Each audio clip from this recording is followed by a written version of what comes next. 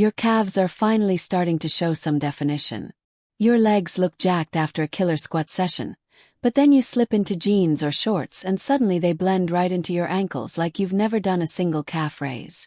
Let me change that for you. You can have massive quads, powerful hamstrings, and even sculpted glutes. But if your calves look like skinny sticks poking out from your pants, it's all for nothing. Because when it comes to looking athletic and balanced, calves are the ultimate game changer, just like a broad back. And the reason is straightforward. They're always on display. Build them up and they'll instantly project power, even in everyday clothes. Even if your legs aren't enormous yet, developed calves make your lower body appear more muscular and proportional. And this is one of the few areas where vascularity emerges quickly. You don't need to be super lean. Train them correctly and those veins will bulge like rivers on a map.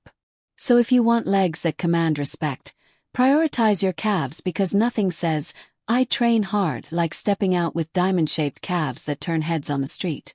The second reason is that strong calves will elevate your entire athletic performance. Let me break it down.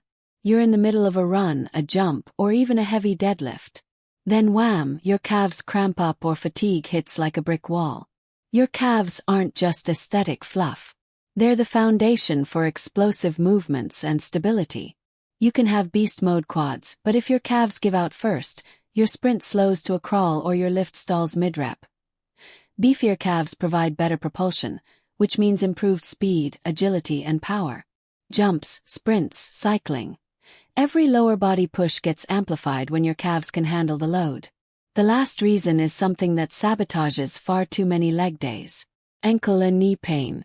You know that nagging ache during lunges or after a long hike. It's not just overuse. It's likely due to weak calves. When there's a mismatch between the muscles that point your toes, plantar flexors, and those that lift them, dorsiflexors, your joints suffer the consequences. Enter the dreaded terms. Achilles tendinitis or shin splints. One signals your calves are underpowered for pushing off. The other means your front lower legs are compensating too much. But both are brutal. The silver lining. You can fix it fast by incorporating calf work into your routine. Gradually, you'll restore balance, and your ankles and knees will quit complaining every time you hit the pavement or the rack. Okay, now for the harsh reality. When it comes to calves, genetics are a huge factor, much like forearms. Some folks are born with calves that pop like they've been doing hill sprints since kindergarten. Others, not so fortunate. It boils down to bone structure and tendon insertions, the points where muscles connect.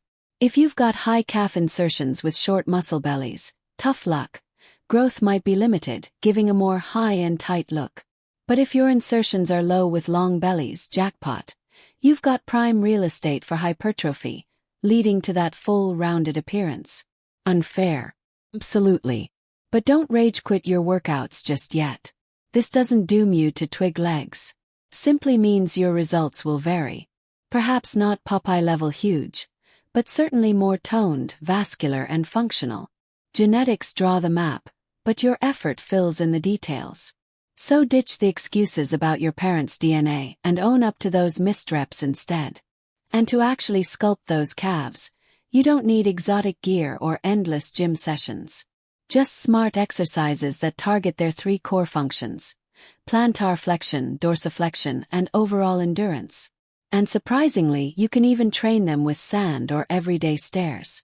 Yeah, but more on that soon. But first, a key insight most gym goers overlook. Your calf isn't a single slab. It's a team of muscles collaborating. The gastrocnemius, the diamond-shaped outer one, and the soleus, the deeper, flatter one underneath. They don't all respond the same. Some pack on size easily. Others focus more on stamina. That's why people hammer calf raises for ages with basic standing versions and see zilch progress. Newsflash. The gastroc is great for visuals but needs knee-bent variations to hit everything. If size is your goal, the gastrocnemius steals the show. It's the visible bulge that makes legs look explosive. To blast it, go for straight leg moves. That's where standing calf raises shine. Machine, barbell, or body weight on a step. Doesn't matter. As long as your knees are locked, you're targeting the gastroc prime. But the underrated champ, seated calf raises. They zero in on the soleus, which adds thickness and supports endurance, plus it helps prevent those imbalances leading to shin issues. Super simple to add to your leg day without extra hassle. Next up, the supporting cast. The tibialis anterior on the front for dorsiflexion, and the deeper stabilizers. These handle toe lifting and balance. And yep, they're often the culprits in lower leg woes. They won't balloon your calves, but fortifying them keeps everything pain-free. For efficient training, the toe walk is your go-to. Walk on your toes with heels high, forward for gastroc emphasis, or even backward to hit the tibialis more.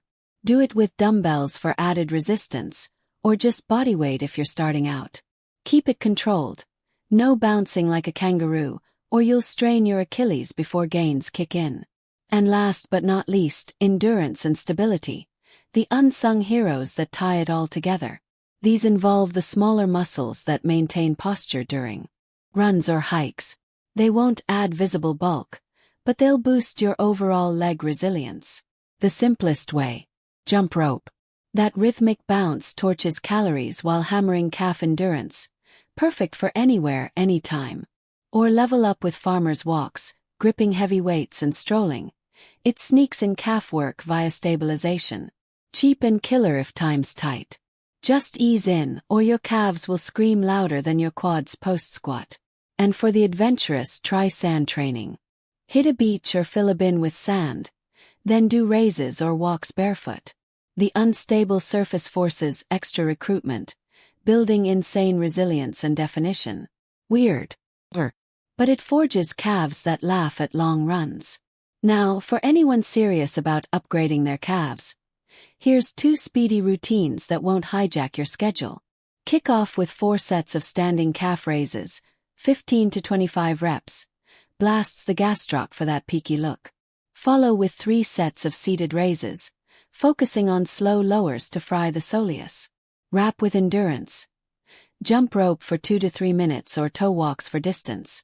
For the alternate session, switch standing for donkey calf raises, bent over with a partner on your back or machine equivalent. Keep it basic, twice weekly to adapt, then ramp to 3 or 4 if recovery's on point. Overtraining. Nah, calves bounce back like rubber bands and thrive on frequency more than most groups. Remember, technique trumps heavy loads every rep.